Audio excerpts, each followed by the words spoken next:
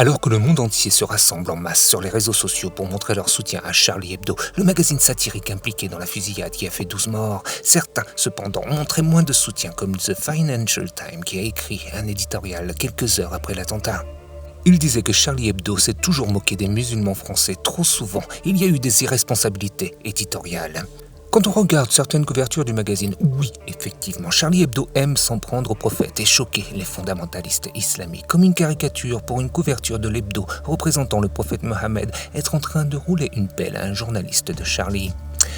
En 2011, un premier attentat avait endommagé les bureaux de la rédaction en réponse à plusieurs caricatures qui avaient fait les couvertures de l'hebdo.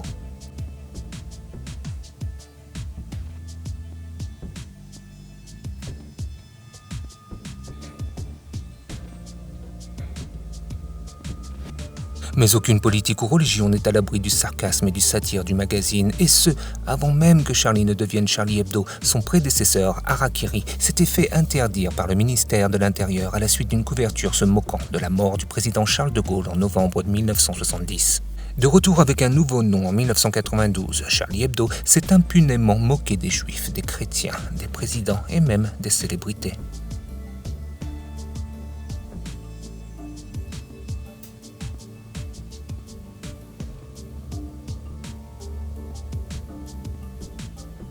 En 2010, le pape Bénédicte a été la cible de Charlie.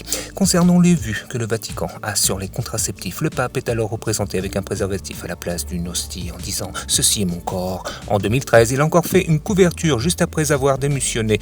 Cette fois-ci, il s'amourachait avec un garde du Vatican. Le magazine aime tout particulièrement s'en prendre au christianisme, comme cette couverture montrant Jésus cloué sur la croix en s'écriant « Je suis une célébrité, sortez-moi d'ici ». Les caricaturistes ont reconnu leur tendance à offenser. Une autre couverture a donc été publiée, cette fois-ci représentant 3 religions s'unissant pour dire « Il faut voiler Charlie Hebdo ».